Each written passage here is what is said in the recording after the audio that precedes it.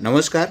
આજના વિડીયોની અંદર આપણે ખૂબ મહત્ત્વની માહિતી વિશે જાણીશું કે તમારા નામ ઉપર કેટલા સિમ અત્યારે ચાલુ છે, તો એ કઈ રીતે ઓનલાઈન તમારા મોબાઈલથી જોઈ શકાય તેના વિશે માહિતી મેળવીશું।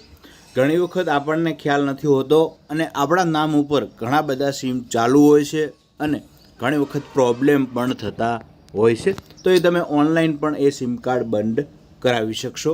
તો ચાલો જાણીએ ખૂબ અગત્યની માહિતી।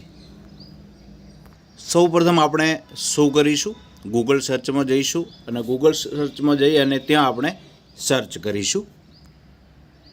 શું સર્ચ કરવાનું છે? એક વેબસાઇટ સર્ચ કરવાની છે, TAFCOP। તો આ પ્રકારની વેબસાઇટ સર્ચ કરવાની છે, એટલે ખાસ યાદ રાખજો। હવે આગળ જોઈએ, વેબસાઇટ સર્ચ થઈ રહી છે, તો આ વેબસાઇટ આવી ગઈ છે, તેના ઉપર આપણે સર્ચ કરીશું।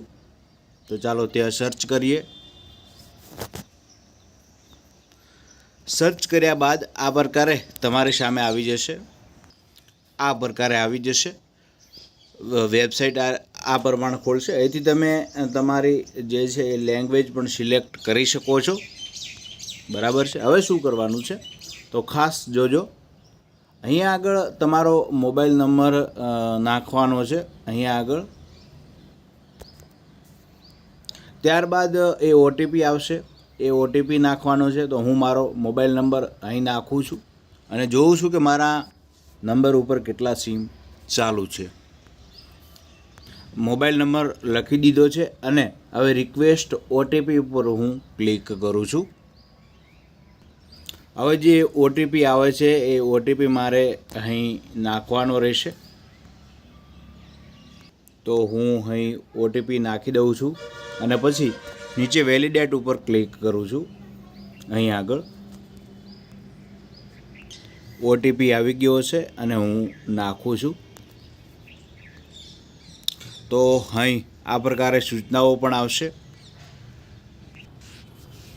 તો જોઈએ મિત્રો, અહીં ટોટલ ઘણા બધા નંબરો છે કે જે ચાલુ છે, બરાબર છે। તેની અંદર આ નંબર છે એ હું ક્યારે વાપરતો નથી, છતાં એ નંબર ચાલુ બતાવે છે અને આ મારો પોતાનો નંબર છે।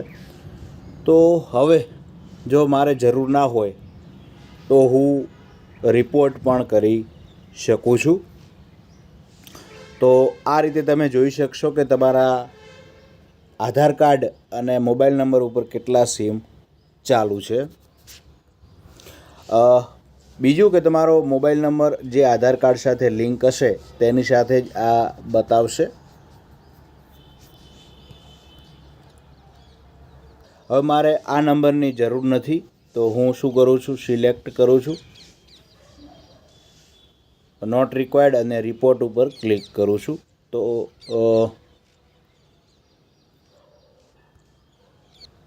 અહીંયા નામ લખી દેવાનું રહેશે અને હવે આ મારે નંબરની જરૂર નથી, કોઈ બીજો વાપરે છે, તો હું સિલેક્ટ કરી અને નોટ રિક્વાયર્ડ ઉપર ક્લિક કરી અને રિપોર્ટ કરી દઈશ।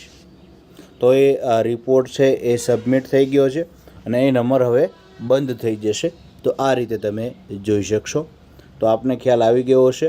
ત્યારબાદ લોગઆઉટ ઉપર ક્લિક કરશો તો લોગઆઉટ થઈ જવાશે। તો થેન્ક યુ, આભાર, આપ સૌનો ખૂબ ખૂબ આભાર। ચેનલને દરેક મિત્રો સુધી શેર કરજો, લાઈક કરજો અને નવા વોટ્સઅપ ગ્રુપોમાં શેર કરવાનું ભૂલતા નહીં। તો આ રીતે નવા વિડીયો સાથે મળતા રહીશું।